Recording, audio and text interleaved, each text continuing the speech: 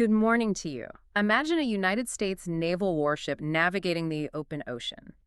Now imagine a perfect life-size replica of that exact ship sitting dead in the middle of a barren Chinese desert covered in missile craters. It is a striking image, to say the least. Today, we are looking at how the map of global warfare is being entirely rewritten, and the battle lines are showing up in places you would never expect. They really are. Thank you for joining us. The mission of this deep dive is straightforward. We are here to deliver verified facts on current events in the region and the country. We will present the strategic realities impartially and objectively without generating fear or taking sides on the issues at hand. Just the facts, as they say. Exactly. Now, this briefing is brought to you by our sponsor, ProWave AI, and is generated by Stylo News, the AI-powered news application. Now, to the official briefing header for you, our listener. Stylo News Intel Update, Asia Situation Report, 3 August 2026. Okay, I am going to step out of that formal news anchor cadence for just a second here. Let's get into it. Because I really have to explain how unique this setup is for you listening. Normally, to understand global events, we're all, sifting through dozens of articles, trying to connect the dots. Right, which takes hours. But today, we are looking directly at Stylo News. And this is actually the consumer version of the Stylo Intel Ops software. Which is pretty incredible because that's the exact enterprise platform used by government, military, and business leaders to run global operations. Yeah, so you are basically getting decision-maker level access to this tool today. It's a literal intelligence dashboard sitting right in front of us. It's incredibly comprehensive. And our mission for this deep dive into the Stylo data is to analyze the strategic situation, the conflict zones, and the flashpoints across Asia. Right. So we're going to look closely at North Korea, China, Southeast Asia, and South Asia. Oh. We'll identify key decision makers and their perspectives. And we're also going to propose some possible courses of action based on the data, right? Exactly. And we'll review social media sentiment to see where public consensus or, public panic currently lies. So before we zoom in on the Asian theater, we need to set the global stage. We do. We have to look at the interconnected systems. What is the dashboard picking up around the rest of the world right now? Well, the system is tracking 3 major non-Asian developments that provide some really crucial context for what we're about to discuss. Okay, lay them out for us. First, there's an impending Super El Niño weather event threatening Africa. And this isn't just a weather story. No, it never is. Right. It brings a severe risk of crop failure, which, drives mass migration and economic destabilization across borders. Wow. Okay, what's the second one? Second, the U.S. has officially banned advanced Chinese humanoid robots over national security concerns. Humanoid robots. Yeah, they're viewing the hardware and, crucially, the data collection capabilities as a major vulnerability. I mean, that sounds like science fiction, but it's happening right now. And the third? Third, German courts have recently sentenced Chinese nationals involved in a drug-facilitated sexual assault network. Oh, that's heavy. It is. And that specific case has sparked a rather intense international debate regarding the differences in justice systems, legal cultures, and how cross-border crime is prosecuted. Okay, so that gives us a really solid global baseline. And that U.S. ban on Chinese humanoid robots over security concerns, that is a perfect example of tech tension. Absolutely. It's a huge flashpoint. But I want to take that superpower friction and look at the physical theater where it's the most volatile right now. You're talking about the Taiwan Strait and the South China Sea. Exactly. Let's look at the actual data. What are the facts on the ground today? Well, the primary fact, objectively speaking, is that China is not currently mobilizing for an immediate full-scale amphibious invasion of Taiwan. Okay, so no immediate D-Day. Right. We aren't seeing the mass loading of transport ships or the stockpiling of blood at military hospitals or the widespread mobilization of reserves that would absolutely have to precede that kind of landing. Got it. So what are they doing? Instead, the data shows they are normalizing coercive military action. They are conducting what military strategists call shaping operations. Wait, let me make sure I'm really understanding how a shaping operation actually works in practice. Sure. Is this like a neighbor who keeps moving their fence 1 inch into your yard every single night? That's a really good way to look at it, actually. Because if you call the police over 1 inch, you look crazy and paranoid, right? But after a year of doing it every night, they suddenly own your entire backyard, and you never even had a fight about it. That is exactly the mechanism. It's about changing the baseline of what is considered normal without triggering an armed response. Wow. Okay. So what does that look like in the data? Over a recent 24-hour period, the system tracked 29 People's Liberation Army aircraft, 6 planned naval vessels, and 5 official Chinese ships active around Taiwan. That's a lot of hardware. And crucially, 17 of those aircraft crossed the median line. The median line being the unofficial border in the strait, right? Correct. By doing this constantly, they erode Taiwan's political warning time. If Chinese jets are in your airspace every Tuesday, you eventually stop sounding the alarm. Right, it just becomes background noise. And the day you stop sounding the alarm is the day they have a strategic advantage. Which means the most credible near-term course of action for Beijing isn't a chaotic beach landing, it's a blockade. Exactly. A blockade is far more likely. And Taiwan knows this. The intelligence shows Taiwan is actively testing their domestic fuel and supply continuity. Yeah, that's a very clear signal. Because, you don't test how long your fuel reserves will last if you expect a quick 3-day shootout. Yeah. You test those reserves if you expect to be completely cut off from the global supply chain for months. Precisely. Taiwan is preparing for isolation. They're also commissioning new Tuo-Chang-class corvettes. What are those? They are highly maneuverable fast attack ships. They're specifically built to break blockades and deny sea access to larger, slower vessels. Okay, so Taiwan is digging in for a blockade. But China isn't just preparing for Taiwan. No, while Taiwan prepares for a blockade, China is preparing for the United States. Right. This brings us back to the hook we opened with. The Stylo satellite imagery picked up something just wild in the Taklamakan Desert, all the way in Xinjiang. The warship mock-up. Yeah. China has built a massive target complex that replicates a U.S. warship. Yes. They're using it for anti-ship ballistic missile testing and strike rehearsal. This indicates the PLA is actively preparing their kill chains. Okay, I have heard the term kill chain thrown around in defense circles, but break that down for us. What does that actually mean in the context of a desert in Xinjiang? A kill chain isn't just a weapon. It is the entire nervous system required to neutralize a target. Okay. Hitting a moving warship from hundreds of miles away is incredibly difficult. Right. You have to find the ship using satellites, track its speed, relay that data to a missile launcher, fire the missile. Which is a lot of steps where something can go wrong. Exactly. And then you have to provide mid-flight radar updates so the missile can adjust its course as the ship moves. That entire sequence is the kill chain. By practicing this on a life-size mock-up in the desert, they are perfecting that nervous system. So they know that enforcing a blockade on Taiwan means having a credible, tested threat against the U.S. Navy intervening. That's the core strategy. And it is vital to point out why you, the listener, should care about this, even if you're thousands of miles away from Taiwan. The economic impact alone is staggering. Right. 60% of global maritime trade passes through this region. 90% of the advanced microchips that power your smartphone, your laptop, your car, they are manufactured in Taiwan. If a blockade happens, the global economy grinds to a halt in weeks. And this friction isn't just around Taiwan. It is highly active in the South China Sea right now, too. Actually, the friction in the South China Sea is arguably more kinetic today. China is pushing for de facto control. Meaning what, exactly? Meaning they aren't waiting for international legal rulings, they are physically asserting control over the space.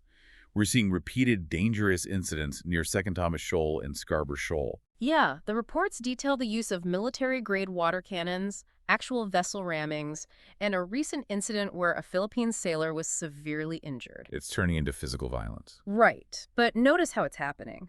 China is doing this using their Coast Guard and maritime militia vessels, not their formal Navy destroyers. This is gray zone warfare. Gray zone. So they keep the violence just below the threshold that would legally trigger the U.S.-Philippines Mutual Defense Treaty. Exactly. And the Philippine government's course of action has been to push back diplomatically and increase joint military exercises with the U.S. and Japan to insist on freedom of navigation. But geopolitics isn't the only danger out there. The Stylo update notes that Typhoon Noel recently battered the region. The weather is a massive factor. A Vietnamese cargo ship actually sank near Fiery Cross Reef in the severe weather, leaving 17 crew members missing. It's just a harsh reminder of the physical realities of this operating environment. It really is. And despite that severe weather and the political friction, the Philippines, Japan, and the U.S. are actively conducting joint exercises. And the USS George Washington Carrier Strike Group is operating right there in the South China Sea as we speak. Which proves that China does not have uncontested control of the water. But having all those assets operating so closely together means the tactical risk of an accident or a deadly miscalculation is incredibly high. Okay, we promised to look at social media sentiment to see where the public consensus is on this. How is the world reacting? The sentiment on X, formerly Twitter, is highly polarized. Our data shows that about 60% of independent and Western accounts view China's actions as highly aggressive. Okay, that makes sense given the water cannons. Right. They specifically cite the militarization of the shoals and the gray zone tactics against Philippine sailors. However, about 25% of this sentiment actively defends China. Really? How do they justify it? That demographic views Beijing's actions as a justified defensive response to what they perceive as U.S. military encirclement and containment in the region. And as a reminder to you listening, we are impartially reporting these viewpoints from the data. We are not endorsing either side. We're just looking at what the data says. Right. It just highlights how deeply divided the global information space really is. Now, China isn't the only nation finding loopholes in traditional warfare. Not at all. While Beijing uses gray zone ships to avoid triggering a U.S. response, North Korea is using a completely different loophole, outsourcing their aggression. Let's look at the Korean Peninsula. If we look purely at the demilitarized zone, the DMZ, the intelligence assessment is remarkably calm. Calm, really? Yeah. An immediate attack on South Korea is highly unlikely today. There is no mobilization, no unusual artillery dispersal along the border, and no civil defense alerts in the south. So the local border is quiet, but their primary course of action right now isn't about Seoul at all. It's about Kyiv. Exactly. Pyongyang's main strategic move is supporting Russia. The data explicitly confirms that on July 30, Russian forces used a North Korean Kan-23 ballistic missile in an attack on Radushny, Ukraine. Which resulted in civilian casualties. It did. But wait, if I look at X right now, the sentiment analysis shows absolute panic. You would think World War III is starting in Asia tomorrow. The online rhetoric is intense right now. Users are highly alarmed by these alleged threats from Kim Jong-un about launching nuclear strikes on Tel Aviv and Washington, D.C. if the U.S. attacks Iran. Why is there such a massive gap between the quiet satellite data at the DMZ and the total panic online? It is vital to note that the intelligence community assesses those specific social media claims regarding Tel Aviv and Washington as weakly sourced. Okay, so they might not even be real threats. Right. They are not corroborated by official state media reporting, but the panic they generate serves a purpose. But I have to push back a little on the idea that North Korea is just a localized threat right now. Go ahead. Even if they aren't rolling tanks towards Seoul today, they are manufacturing ballistic missiles that are currently detonating in European cities. That's a fact. Doesn't their role as an active arms supplier to Russia, combined with, flooding the zone with nuclear rhetoric, basically make them an active combatant in global instability? That is a very accurate assessment. You're describing exactly what intelligence analysts call deterrence by intimidation and strategic opportunism. Strategic opportunism. Yes. Pyongyang knows that as long as they are heavily supplying Russia with munitions, Russia will shield them from further UN sanctions. Oh, wow. So it's a trade-off. Furthermore, by seeing their Kan-23 missiles used in Ukraine, North Korea gets invaluable real-world testing data on how their weapons perform against Western air defense systems, like the Patriot missile battery. So they are projecting power globally and advancing their tech without ever risking a war on their own borders? Which is a chilling strategic reality. It really is. So North Korea is projecting power thousands of miles away to avoid a local fight. But what happens when the nuclear powers are literally sharing a fence? It gets much more complicated. Let's move to South Asia, where 3 nuclear-armed nations directly border one another. What is going on there? The environment in South Asia is localized but highly tense. Let's start with the border between India and China. Okay. The official assessment here is competitive militarized deterrence. Meaning they aren't actively shooting, but they are heavily flexing their capabilities. Yes. We have unverified open-source intelligence reports indicating that China has recently deployed J-20 stealth fighters at the Hotan and Damsung air bases. Yeah, where are those bases? They're located dangerously close to the line of actual control. That is a massive indicator of force readiness and deterrent pressure. If China is parking 5th-generation stealth fighters right on the border, India must be scrambling. I mean, India doesn't have a direct domestic equivalent to the J-20 right now, do they? They don't have a direct equivalent in domestic production, no. So how do they even respond to that level of high-tech intimidation? They respond asymmetrically. India's course of action isn't to try and match the stealth fighters plane for plane immediately. Instead, they are deeply expanding their defense, artificial intelligence, and supply chain cooperation with the United States. I see. They're playing a long-term economic and technological balancing game against China to offset the immediate tactical disadvantage on the border. But India doesn't just have to worry about a high-tech threat from China. They have the other side of their border to manage, Pakistan. What is the data showing there? The threat of full-scale conventional war between India and Pakistan remains moderate, but the environment is incredibly tense. What are the indicators? We are tracking sustained unrest in Pakistan-occupied Kashmir, heightened cross-border political rhetoric, and crucially, the Pakistani military recently neutralized 32 militants in their border provinces. And we are seeing similar friction just next door, on the Afghanistan-Pakistan border, correct? Correct. The Stylo data notes localized episodic clashes, including heavy firing in the Kurram and Paiwar Kotal districts. Are these state-sponsored attacks? It's essential to categorize this correctly. This violence is driven by insurgent spillover and militant pressure. It is asymmetric friction, not conventional state-on-state warfare. So put us in the shoes of the decision-makers in New Delhi for a second. Okay.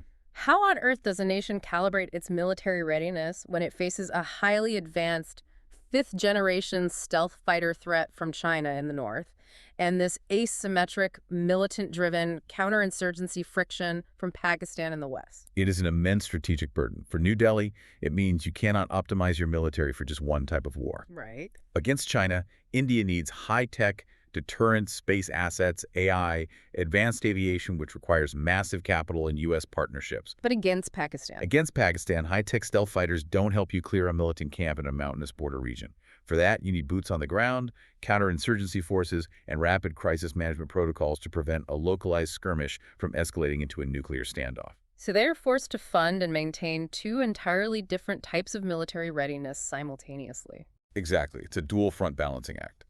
We have been talking about borders holding, even under immense pressure. But what happens when the threat isn't coming from across a border, but from within? That brings us to Southeast Asia. Right. Let's move to Southeast Asia, where the region is dealing with the consequences of internal borders collapsing. According to the intelligence estimate, Myanmar remains the most acute, high-confidence threat to regional stability in all of Southeast Asia. Because it is a complete internal collapse. Yes. The military junta is surviving the diplomatic pressure from the international community. How are they managing that? To maintain control, they are enforcing mandatory forced conscription of citizens, and the violence against civilians is severe. It's awful. The reporting confirms recent junta airstrikes in civilian areas like Mabane in Shan State and Bago, resulting in tragic civilian casualties. The social media sentiment on this is heavily skewed, and understandably so. It is filled with horror and condemnation. The public consensus is strongly anti-junta. And deeply empathetic to the civilians caught in the crossfire. But ASEAN, the Association of Southeast Asian Nations, seems completely paralyzed. They are struggling to respond in any meaningful way. They are struggling because of the foundational rules of their organization. But there is a critical development we need to watch closely. What's that? East Timor is currently reviewing Myanmar war crimes to see if they can take legal action. Wait, why is that specific detail about East Timor so important to the geopolitical landscape? Because it challenges the bedrock of ASEAN. After the colonial era, when these nations formed ASEAN, they established a strict policy of non-interference in the internal affairs of member states. Ah, I see. They were terrified of larger powers or each other meddling in their newly formed governments. So, historically, whatever happens inside a member country stays inside that country. But East Timor, looking into these war crimes, directly challenges that decades-old policy. Exactly. It's a massive shift. You know, it's like being in a lifeboat. And the absolute #1 rule of the lifeboat is that you cannot tell anyone else how to row. Right. But one passenger Myanmar's junta is actively drilling a hole in the bottom of their side of the boat. That's a grim but accurate analogy. At what point does the water rising affect everyone else? I mean, how long can this historical policy of non-interference last when the spillover, the refugee crisis, the human trafficking, the cross-border criminal networks is actively threatening to capsize the whole region? That is the exact question regional leaders are quietly agonizing over right now. And Myanmar isn't the only tension point threatening internal stability. What else is the data showing? The data shows cautious relief that a fragile ceasefire on the Thailand-Cambodia border is currently holding, though institutional distrust remains very high. Okay, so a tense ceasefire. Additionally, on social media, there is highly negative, alarmist sentiment regarding ethnic tensions in Bali and the ongoing Papuan conflict in Indonesia. Users are expressing deep, localized unease about domestic instability. It is a region under immense pressure from within. It is. And if we step back and connect the dots of this entire briefing, from the tech bans to the Chinese desert to the Korean peninsula down to Southeast Asia, we arrive at a critical insight. What is the main takeaway you want to leave us with? My final thought for you to consider is this. We are witnessing a fundamental shift in how wars are fought, how we are deterred, and how they are managed. Right. Think about what we covered today. The United States didn't sanction a Chinese general to show strength. They banned Chinese humanoid robots. True. North Korea didn't attack Seoul to project power. They sent ballistic missiles to strike Europe to gather data. Wow. In Southeast Asia, digital outrage and refugee spillover are forcing nations to rethink decades of diplomatic tradition. The provocative thought I want to leave you with is that the modern battle space is no longer just territory. It's beyond geography. Exactly. Yeah. It is no longer just lines drawn on a map or troops massed on a border. The new battle space is technology, it is supply chains, and it is the flow of information.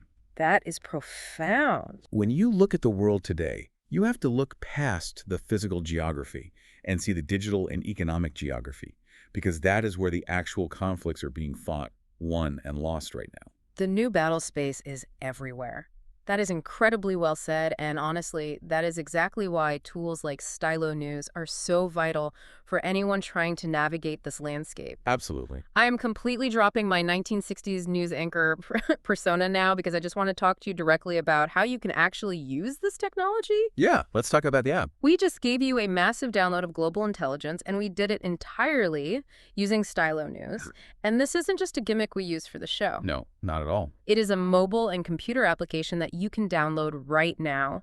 You can customize it for your own personal intelligence-style briefs on whatever industry or region you care about. It's extremely powerful. It pulls data from hundreds of traditional verified news sources, plus real-time sentiment analysis from X, formerly Twitter, to give you a complete, unbiased picture of what is happening in the world. It cuts through the noise. Exactly.